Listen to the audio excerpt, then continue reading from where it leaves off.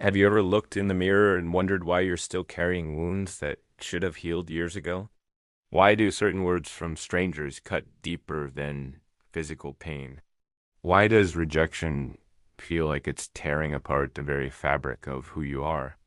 If you've ever dreamed of becoming someone who stands unshaken in the face of life's storms, someone who no longer flinches at criticism or crumbles under pressure, then this message will change everything you thought you knew about emotional strength.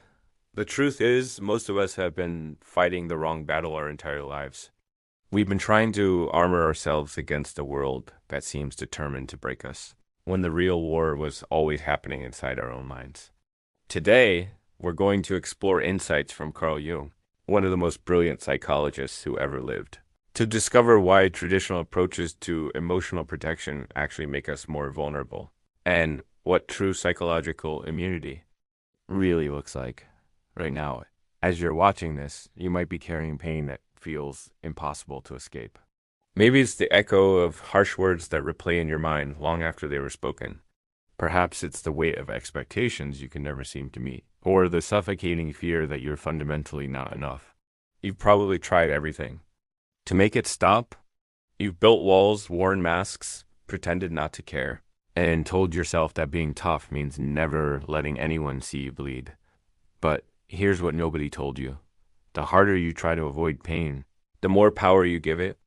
Over your life, every time you flinch away from discomfort, you're actually teaching your nervous system that you're in danger. Every time you pretend something doesn't hurt, you're pushing that hurt deeper into your unconscious mind, where it grows stronger and more destructive. This isn't your fault. You were never taught that there's a difference between being strong and being defended, between being resilient and being rigid. Carl Jung understood something that most people spend their entire lives missing.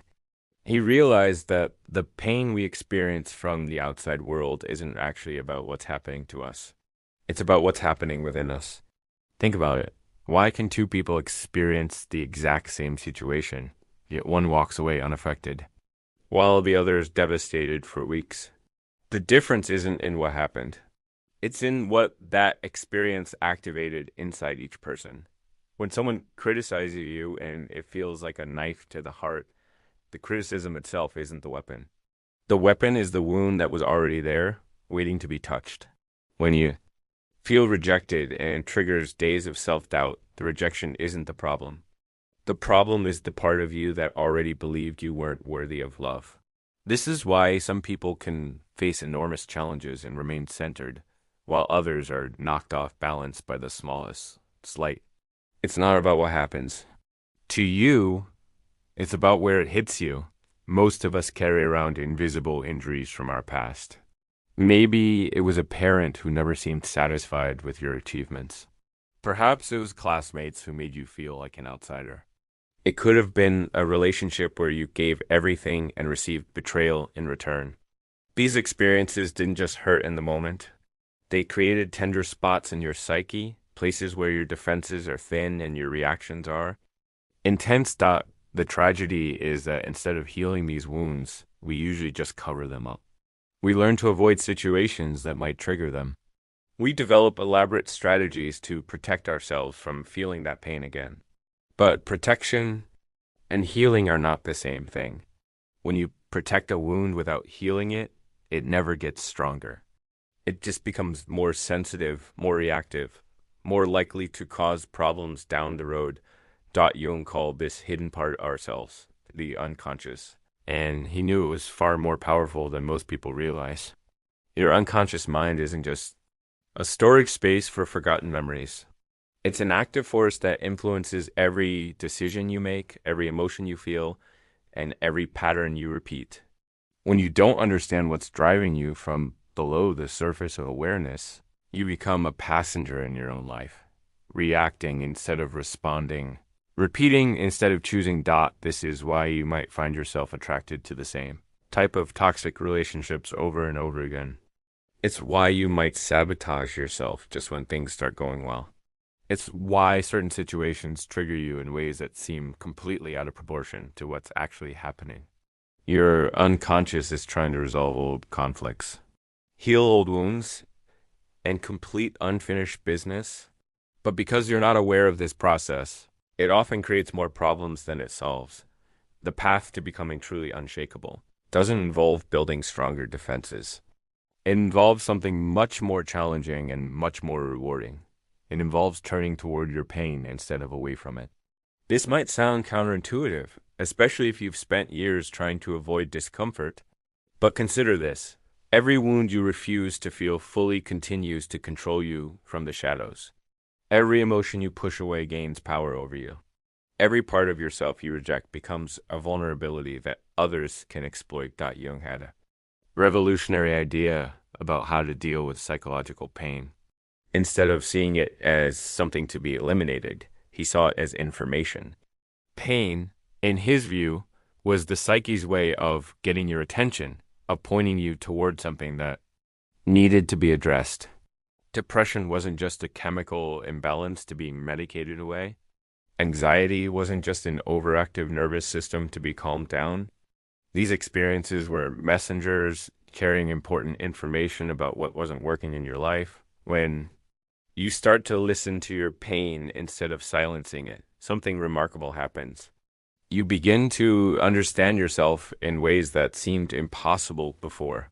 You start to see the patterns that have been running your life from behind the scenes. You recognize the fears that have been making your decisions, the beliefs that have been limiting your possibilities, the wounds that have been dictating your relationships. This process isn't comfortable. In fact, it can be one of the most challenging things you'll ever do. It requires you to look directly at aspects of yourself you've been avoiding, to feel emotions you've been numbing, to acknowledge truths you've been denying. But it's also the only path to genuine freedom. Because once you understand what's been driving you, you can choose whether to continue following those patterns or to create new ones. The journey toward emotional untrackability involves what Jung called individuation. This isn't about becoming perfect or invulnerable. It's about becoming whole. It's about integrating all the parts of yourself that you've been rejecting or hiding, bringing them into conscious awareness where you can work with them instead of being controlled by them. It's about accepting that you are complex, contradictory, and beautifully imperfect, and that this is exactly as it should be. Most people resist this process because they're terrified of what they might find if they look too deeply inside themselves. They're afraid they'll discover that they're fundamentally flawed, unlovable, or weak. But the opposite is actually true. When you have the courage to face your shadows, you discover that you're far stronger than you ever imagined. You realize that the very things you thought made you weak are actually sources of profound wisdom and compassion. The parts of yourself you've been most ashamed of often contain your greatest gifts. The sensitivity you've tried to hide might be the source of your empathy and intuition. The anger you've been suppressing might be pointing you toward important boundaries you need to set. The sadness you've been avoiding might be connected to your capacity for deep love and connection. When you stop seeing these aspects of yourself as problems to be solved and start seeing them as parts of yourself to be understood, everything changes. True emotional strength doesn't come from that feeling. It comes from feeling everything fully and not being overwhelmed by it. It comes from understanding that emotions are temporary visitors, not permanent residents. They arise, they deliver their message, and they pass through. When you're no longer afraid of what you might feel, you become truly free. You can engage with life fully, knowing that whatever comes up, you have the capacity to handle it. This kind of strength is radically different from what most people think of as toughness. It's not about being hard or cold or disconnected. It's about being deeply rooted in your own truth, so grounded in who you are that external circumstances can't shake your foundation. It's about knowing yourself so completely that other people's opinions become interesting information rather than determining factors in how you feel about yourself. When you reach this level of self-awareness, criticism loses sting because you already know your flaws and you've made peace with them. Rejection becomes easier to handle because your sense of worth comes from within rather than from others' approval. Conflict becomes an opportunity for growth rather than a threat to your survival. You're still human. You still feel pain. But The pain doesn't consume you because you understand it. You work with it and you learn from it. The process of developing this kind of emotional resilience requires patience and self-compassion. You can't rush healing. You can't force integration. You can't demand that your unconscious reveal its secrets on your timeline. What you can do is create the conditions for growth. You can practice turning toward discomfort instead of away from it. You can learn to stay present with difficult emotions instead of immediately seeking escape. You can develop the courage to ask yourself hard questions and the wisdom to sit with the answers, even when they're not what you expected. This journey will change you in ways you can't predict. You might find that relationships that once seemed essential become less important as you stop needing others to validate your worth. You might discover that achievements that once felt crucial lose their urgency as you learn to find satisfaction in simply being yourself. You might realize that many of the things you thought you wanted were actually attempts to fill voids that can only be filled from within. As you become more integrated, more aware, more whole, you'll notice that the world around you seems to change as well. People will respond to you differently because you're showing up differently. Situations that used to trigger intense reactions will feel more manageable because you're not carrying the same emotional charge. Opportunities that were invisible before will become apparent because you're no longer consumed by internal conflict. This doesn't mean your life becomes perfect or problem-free.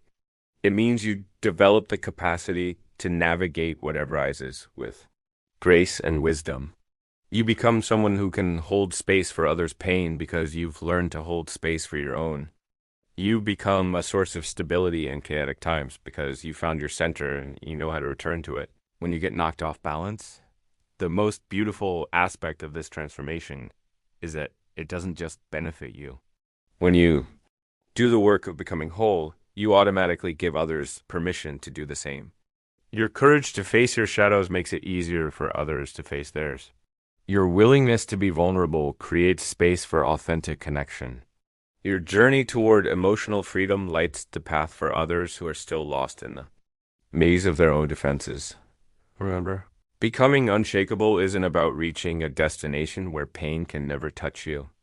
It's about developing such a deep relationship with yourself that no external force can disconnect you from your own truth. It's about becoming so familiar with your inner landscape that you can navigate any storm with confidence. It's about transforming from someone who reacts to life into someone who responds to it with wisdom, compassion, and strength. The choice is yours. You can continue trying to protect yourself from a world that will inevitably disappoint, hurt, and challenge you, or you can choose the path of integration, the journey toward wholeness, the adventure of becoming who you really are beneath all the masks and defenses. One path leads to a life of constant vigilance and diminishing returns.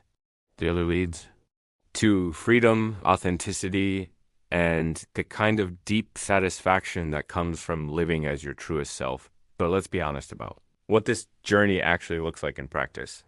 It's not a smooth linear progression from wounded to whole. It's messy, unpredictable, and often frustrating. There will be days when you feel like you're making incredible progress, followed by weeks where old patterns resurface with a vengeance. There will be moments of profound insight that seem to change everything, and then long stretches where growth feels imperceptible. This is normal. This is how real transformation works.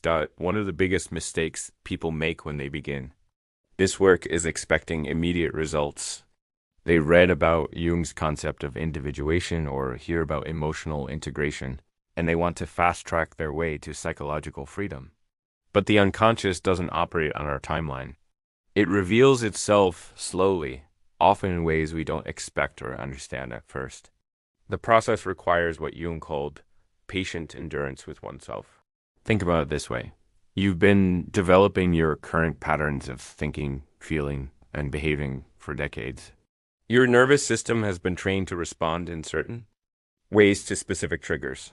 Your unconscious has been organizing itself around particular beliefs about yourself and the world. All of this didn't happen overnight, and it won't be transformed overnight either. What you're undertaking is essentially rewiring your entire psychological operating system. That kind of fundamental change takes time, repetition, and tremendous self-compassion. During this process, you'll encounter what Jung called the dark night of the soul. These are periods when everything you thought you knew about yourself seems to crumble. Your old coping mechanisms stop working, but new ones haven't fully formed yet. You might feel lost, confused, or like you're going backwards rather than forwards. These phases are actually signs that deep work is happening. Your psyche is reorganizing itself at a fundamental level, and that process often feels chaotic before it feels integrated. One of the most challenging aspects of this journey is learning to sit with uncertainty. Most of us have been conditioned to need immediate answers, quick fixes, and clear solutions. But psychological growth often happens in the spaces between knowing and not knowing. It requires developing tolerance for ambiguity, for not having everything figured out, for being in process rather than having arrived somewhere final. This can be deeply uncomfortable for people who are used to being in control, but it's essential for genuine transformation. You'll also discover that as you change, your relationships will inevitably shift as well. Some people in your life have become accustomed to relating to the defended, reactive version of yourself. When you start showing up differently, more authentically, more boundaried, they might not know how to respond. Some relationships will deepen and become more meaningful. Others might fade away naturally as you realize they were built on mutual wounding rather than genuine connection. This can be painful, but it's also necessary.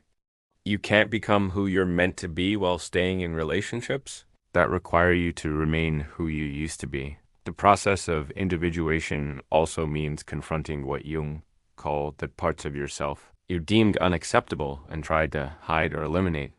This includes not just your perceived negative qualities like anger, selfishness, or neediness, but also your positive qualities that you've been afraid to own, like your intelligence, creativity, or power. Many people are just as afraid of their light as they are of their darkness, because both require taking up space in the world in ways that feel vulnerable and exposed. Working with your shadow requires developing a different relationship with shame. Shame is the emotion that tells us we are fundamentally bad or wrong, and it's one of the most destructive forces in human psychology. Unlike guilt, which says, I did something bad, shame says, I am bad. Most of our defensive strategies are attempts to avoid feeling shame, but this avoidance keeps us trapped in cycles of reactivity and self-sabotage.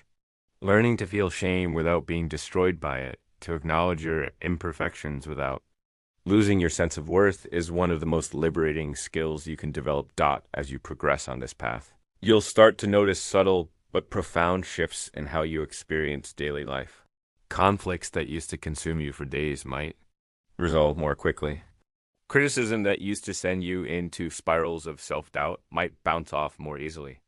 You might find yourself naturally setting boundaries in situations where you used to people please.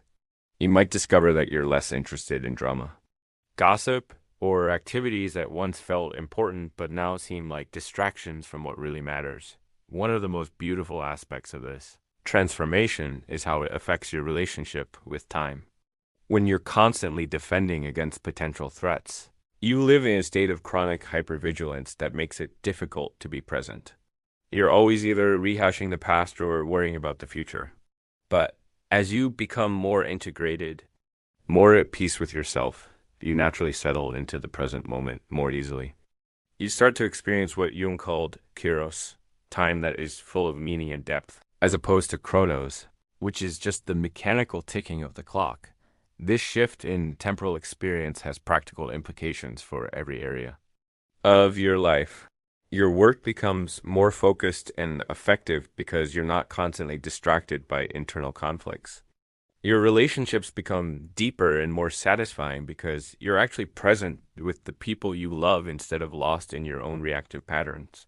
Your creative expression flows more freely because you're not constantly second-guessing yourself or trying to please some imaginary audience. The journey toward emotional unshackability also involves developing what Jung called the transcendent function. the ability to hold opposing forces within yourself without being torn apart by the tension. This means learning to be both strong and vulnerable, confident and humble, independent and connected. Most people try to resolve these apparent contradictions by choosing one side or the other. But psychological maturity involves embracing the paradox of being human. Asterisk. This capacity for holding paradox extends to how you relate to others as well. You can disagree with someone without needing to demonize them. You can set firm boundaries while still maintaining compassion. You can protect yourself without becoming defensive. You can be disappointed by someone's behavior without writing them off entirely. This nuanced way of being in relationship is one of the hallmarks of psychological integration. As you continue to grow and heal, you might find that your definition of success begins to shift. External achievements that once seemed crucial might lose their urgency as you discover more sustainable sources of satisfaction and meaning. This doesn't mean you become passive or unmotivated. Rather, your motivation comes from a deeper place, from alignment with your authentic values rather than from need for approval or fear of failure. You might also notice changes in your physical health as you do this psychological work. There's a growing body of research showing that unresolved emotional conflicts create chronic stress in the body, which can manifest as everything from digestive issues to immune system problems. As you learn to process emotions more effectively and release old traumas, many people experience improvements in their physical well-being as well. The path we're describing isn't just individual healing, it's cultural healing. Every person. Who does this work? Who chooses integration over defense? Awareness over reactivity? Authenticity over performance contributes to a larger shift in human consciousness. You become a node of sanity in a world that often seems to have lost its way. Your commitment to truth creates space for others to be truthful.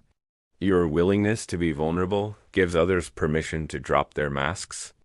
Your journey toward wholeness lights the path for others who are still lost in the maze of their own defenses. This ripple effect extends far beyond your immediate circle. When you're no longer driven by unconscious wounds and reactive patterns, you naturally make decisions that are more beneficial, not just for yourself, but for your community and the world.